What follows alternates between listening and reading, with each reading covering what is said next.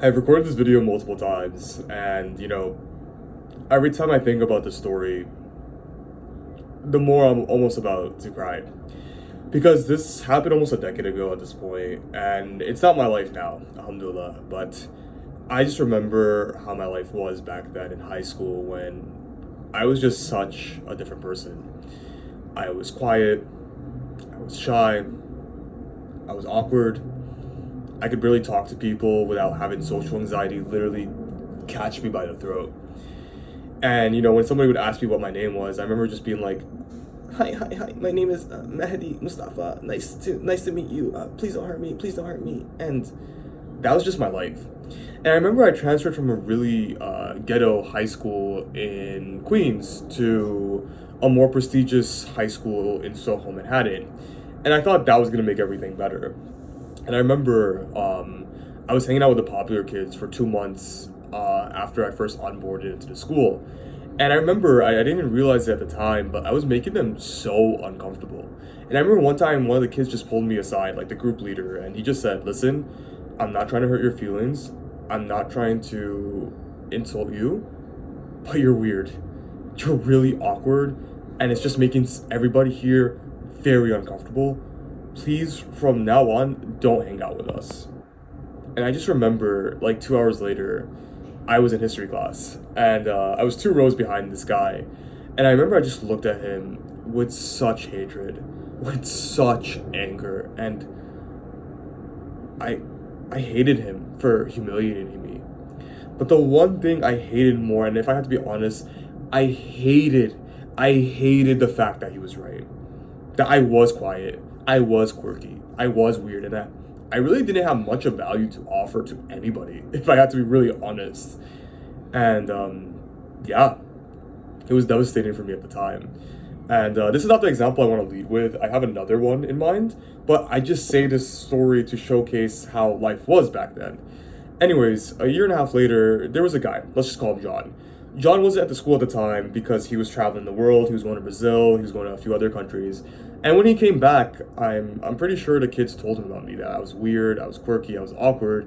And I remember he came into the classroom and he just looked at me and I looked at him, and I just knew that at least for that session, I was going to be his target. But he was different than the rest of the kids because when he sat next to me, he did it in a more subtle way. He would put his foot on my chair, he would lean over, he would tap me, tap me, tap me, and just ask a lot of questions. And I remember telling myself back when I was 16, like when that was happening, if I'm just quiet, if I just shut up, he'll leave me alone.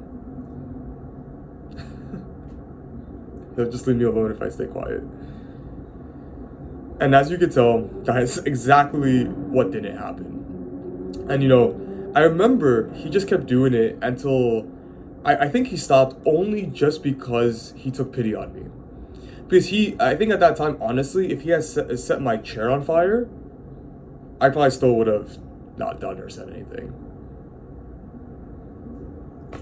That was just who I was. And I say that story because that was me in my most mediocre state.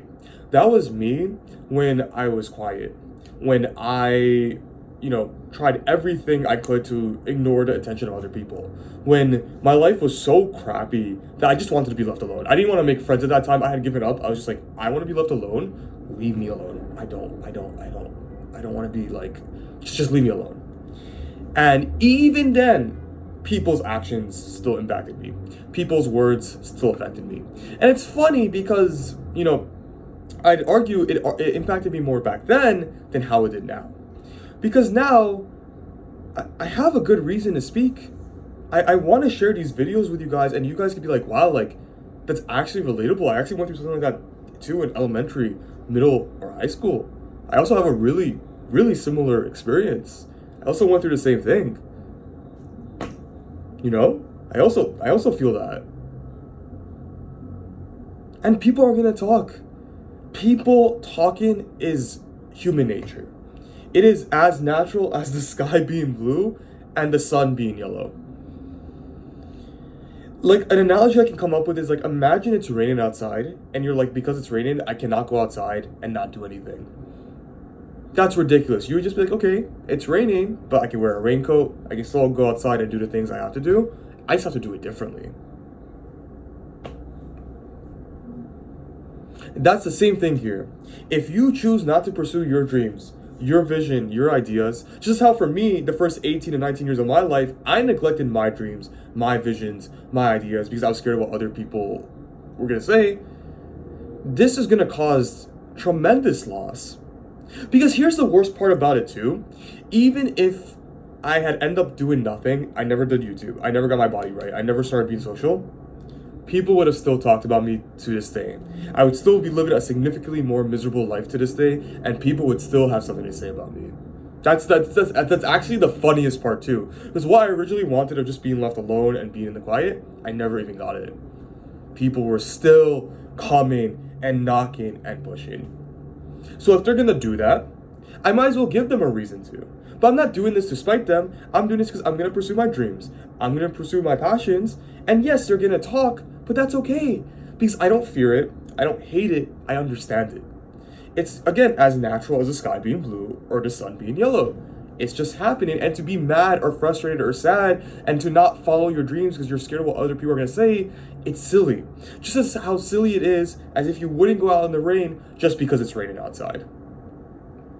And you know, that really goes back to my point, guys. Like, be something. Be greater. Be everything, but don't be nothing. Because I've made that choice to be nothing before in my life, and it has caused me tremendous pain, tremendous loss, and just hurt me from inside out. It's the truth. You know, if I really sat, I don't want to cry in this video, but if I really sat in it long enough, you'd see me cry. Because those were some of the worst moments in my life where somebody was doing that to me, and I was like, what did I do to you, man? What did I do to you? I don't know you, I didn't talk to you, I never interacted with you. What did I do to you? What did I do to you? So again, be something, be greater, be everything, but don't be nothing. It's the worst choice in the world. It's a self-inflicted choice that you don't have to do. And if you do it, you are gonna prove everyone who said those things right. You know, I'll end it with this example. I remember 3 years ago, I was like 250 pounds, and I was also in a really dark period of my life. And I remember there was like 3 specific people who didn't want me to lose the weight. And one specific guy, he just thought I couldn't. He thought I was too far gone, and it just wouldn't happen. And I don't blame him. And I remember when I was hearing all of this, if I had stopped and I didn't lose the weight, not only would I have proved them right, not only would I not achieve the body I deserve to have, I would have still been talked about anyways by them. They still would have critiqued the fact that I couldn't do it and that I was just a talker but not a doer. And versus because I stayed consistent in spite of what they said, all 3 of them have asked me for fitness advice. All 3 of them have asked me at some point how to improve their deadlifts, how to go to the gym, how to work out properly. Every single one of them have done that. That's because I succeeded in spite of. And I think everything to Allah subhanahu wa ta'ala. But the point is, chase your dream, pursue your passion, start that project. If you don't do it because of irrelevant people who are not going to even be in your life a year or two, it is truly and tremendously a loss. Truly. Be something, be greater, be everything, but don't be nothing. Because that's a choice. With that being said, guys, I think I'm gonna eat some lunch now, but thank you for tuning in. If there's something in this video that you liked, please comment down below. Really appreciate your support and view, and can't wait to catch you guys in the next video. So, peace.